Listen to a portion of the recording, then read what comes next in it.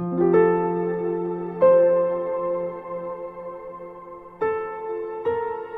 साई राम। श्री साई सच्चरित्र अध्याय 33 भाग 1।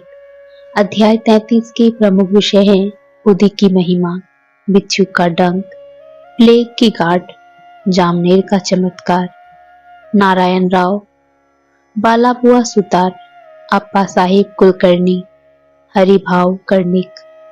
भाग 1 के प्रमुख विषय हैं उदी की महिमा, बिच्छू का डंक, प्लेग की गांठ। उदी की महिमा।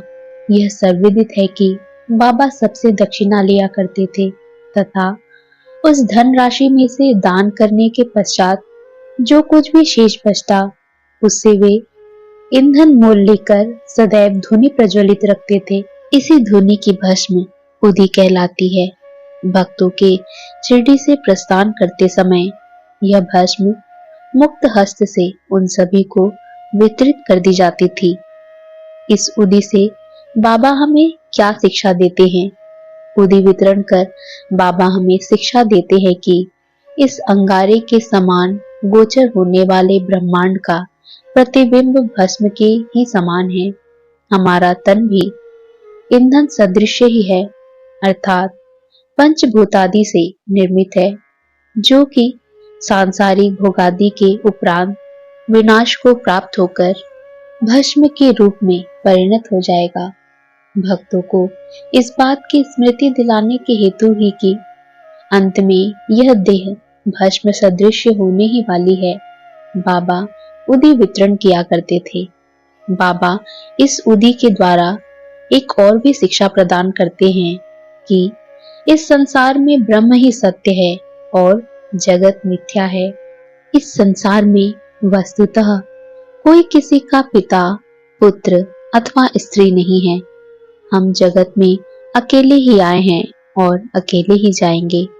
पूर्व में यह देखने में आ चुका है और अभी भी अनुभव किया जा रहा है कि इस उदी ने अनेक शारीरिक और मानसिक रोगियों को स्वास्थ्य प्रदान किया है।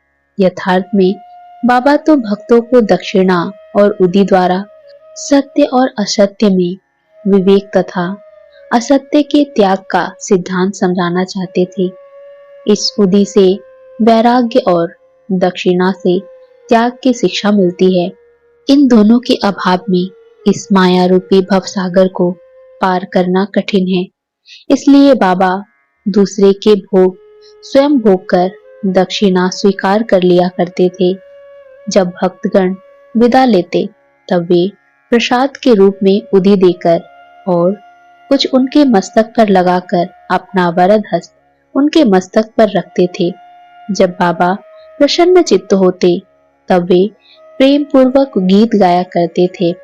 ऐसा ही एक भजन उदी के संबंध में भी है। भजन के बोल हैं, रमते राम आओ जी, उदिया की घूर्णियां लाओ जी। बाबा यह शुद्ध और मधुर स्वर में गाते थे। यह सब तो उदी के आध्यात्मिक प्रभाव के संबंध में हुआ, परंतु उसमें भौतिक प्रभाव भी था, जिससे भक्तों को स्वास्थ्य, समृद्धि, चिंता मुक्ति और अनेक सांसारिक लाभ प्राप्त हुए। इसलिए उदी हमें आध्यात्मिक और सांसारिक लाभ पहुंचाती है। अब हम उदी की कथाएं प्रारंभ करते हैं। बिच्छू का डंक।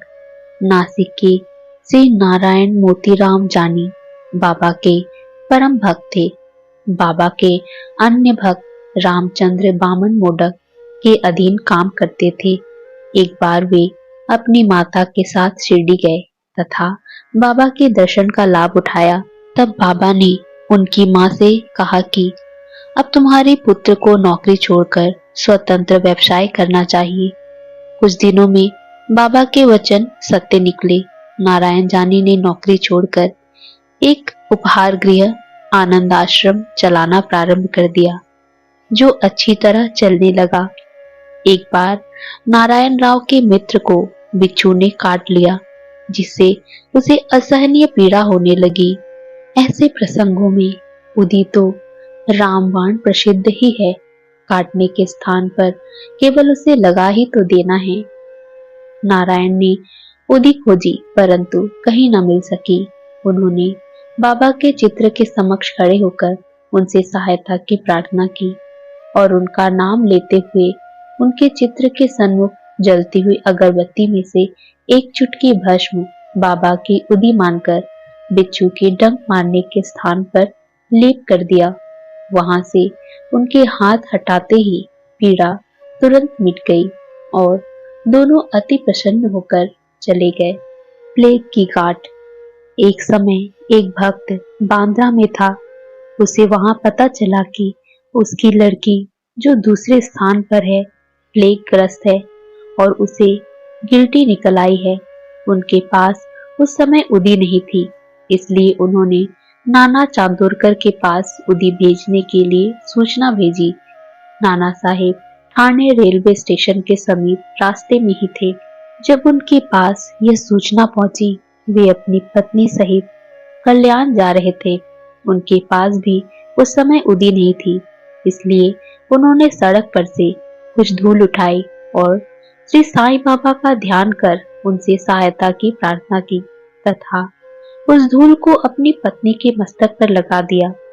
वह भक्त खड़े खड़े यह सब नाटक देख रहा था। जब वह घर लौटा तो उसे जानकर अति हर्ष हुआ कि जिस समय से नाना साहेब ने ठाणे रेलवे स्टेशन के पास बाबा से सहायता करने की प्रार्थना की, तभी से उनकी लड़की की स्थिति में पर्याप्त सुधार हो चला था, जो गत 3 दिनों से पीड़ित थी। ओम साईं राम।